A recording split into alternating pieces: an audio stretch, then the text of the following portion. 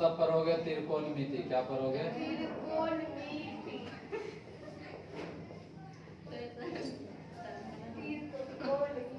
ठीक है, देखो त्रिकोणमिति जितना भी कंपटीशन में पूछा गया क्वेश्चन है वही सब रहेगा और उसी के बेस पर बताया जाता है त्रिकोणमिति। ठीक है, तो सबसे पहले हम जानने का कोशिश करेंगे एक का स्क्वायर क्या होता है, एक। इसी तरीका से 2, 3 का, इसी तरह से कम कितना तक याद रहना चाहिए स्क्वायर 50 तक का सभी स्टूडेंट को अनिवार्य है कि 50 तक रहना ही चाहिएगा। जब 50 तक याद रहेगा तब जो है कोई भी क्वेश्चन को आसानी से बनाया जा सकता है। ठीक है, तो देखिए त्रिकोणमिति में पहले आता है त्रिकोणमिति कहने का मतलब त्रिभुज। क्या आता है? त्रिभुज।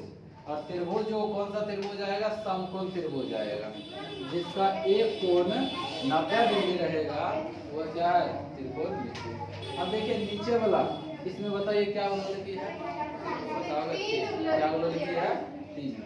एक ऊपर वाला, एक नीचे वाला, एक इधर वाला। क्या हुआ? 3। और ये लोलिकी को कहते हैं टेन थीटा। क्या कहते हो? Tan theta. और इस लोलिकी को जो है हम इसको कहते हैं कॉस थीटा और इस लोलिकी को कहते हैं साइन। ठीक है, और यहाँ से यहाँ तक जो लंबा है इसे हम क्या कहते हैं? बी कहते हैं। यहाँ से यहाँ तक जो लंबा है इसको पी और यहाँ से यहाँ तक जो इसको एच। एच का मतलब होता है कर्ण, बी का मतलब होता है आधार और पी का मतलब होता है लंब। ठीक है, तो देखिए यहाँ पर क्या लिखा हुआ? Tan theta. तो बताइए टेन थीटा, टेन किसके किसके टच में है? किसके टच में और एक किसके टच में है? ऊपर में क्या है? P, नीचे में क्या है? B। तो हो गया टेन थीटा बराबर P बाय, ये क्या हो गया? P बाय B हो गया। और चलिए आपको cos का जानकारी लेना, क्या हो जाएगा? cos थीटा बराबर cos किसके किसके टच में है बताओगे? चलिए B और H के टच में, ये हो गया। अब कौन बच गया? चलिए साइन, साइन थीटा बराबर साइन किसके टच में है? P और H। इस तरह से फार्मूला का निर्माण हो गया। या तो इस तरीका से आप याद कर सकते हैं या तो इस तरीका से आप समझ सकते हैं, ये डिपेंड आपको करता है कैसे इसको। देखिए टेन का जो उल्टा होता है वो क्या होता है? Cot theta. उल्टा का मतलब सब कुछ उल्टा होना चाहिए। नीचे वाला ऊपर, ऊपर वाला नीचे, क्या होगा? P by. और cos उल्टा sec, sec थीटा बराबर h बाय g हो जाएगा। और sin बराबर, sin थीटा बराबर क्या होता है? तो cos sec थीटा इसका उल्टा हो जाएगा h बाय p। ठीक है, देखिए उल्टा का मतलब क्या होता है? जब sin और cos को जो हम आपस में गुणा करेंगे तो क्या होना चाहिए? एक होना होगा। ठीक है, चलिए इसका प्रूव भी करेंगे। जिस तरह से sin theta into cos theta बराबर पूछेगा, क्या बताइए? एक बताइए। अब क्यों बताइएगा, इसका रीजन क्या है? जैसे बताइए sin थीटा, sin बराबर क्या सूत्र दिया है? P बाय B और cos बराबर क्या दिया है? B by P। बताइए P खत्म, B खत्म, अब यहाँ पर कुछ नहीं बचा तो क्या बचा? एक। इसको हम लिख सकते हैं sin theta into cos theta बराबर क्या होगी? एक होगा। उसी तरीका से यहाँ पर cos theta into sec theta बराबर भी हम एक लिख सकते हैं। अब उसी तरह से इसमें भी जो बच गया sin theta into cos sec theta बराबर ये यहाँ से यहाँ तक फॉर्मूला हो गया। अब देखिए इससे और आगे क्या करते हैं? बढ़ते हैं।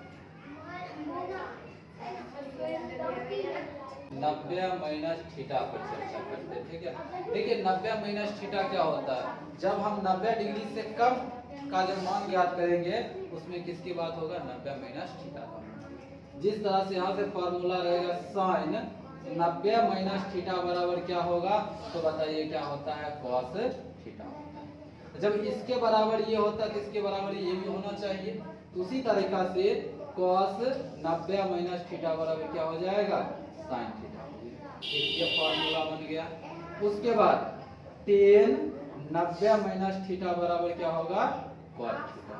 फिर इसको इधर कर दिए, इसको इधर कर दोगे, क्या हो जाएगा? cot थीटा अर्थात cot 90 माइनस थीटा बराबर tan थीटा।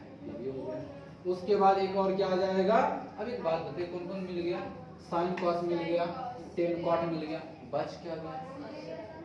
बच गया है कॉसेक 90 माइनस थीटा बराबर सेक थीटा, और क्या हो जाएगा सेक 90 माइनस थीटा बराबर कॉसेक थीटा। देखिए ये भी फॉर्मूला बन के यहाँ से ये भी तैयार। उम्मीद करते हैं कि हाँ ये सब याद करने के लिए बस 3 सा बात को याद करना पड़ेगा। वो बात कौन सा है? साइन का उल्टा कॉस रखेंगे, जब 90 माइनस थीटा रहेगा तब की बात होगा, और टेन थीटा जो रहेगा वो कॉट थीटा के, और सेक जो रहेगा वो किस पर रहेगा? Cosec theta. बस इतना सी बात। और एक इसमें जो खास बात है पूरे त्रिकोणमिति में, टेन और कॉट हमेशा एक दूसरे का विपरीत रहता हुआ, किसी का बदला बदली नहीं करता है। कहने का मतलब हो गया जिस तरह से साइन कॉस हो गया, देखिए साइन इससे पहले जो बताए थे साइन उल्टा क्या बताए थे कॉस, और यहाँ पर क्या बताया जब थीटा माइनस रहेगा अर्थात 90 माइनस थीटा, तब इस तरीका से आप माइंड में सेटअप कर लीजिएगा। कोई भी क्वेश्चन पूछा जाएगा तो आसानी से बता दीजिएगा। अब इससे एक कदम और आगे बढ़ते हैं।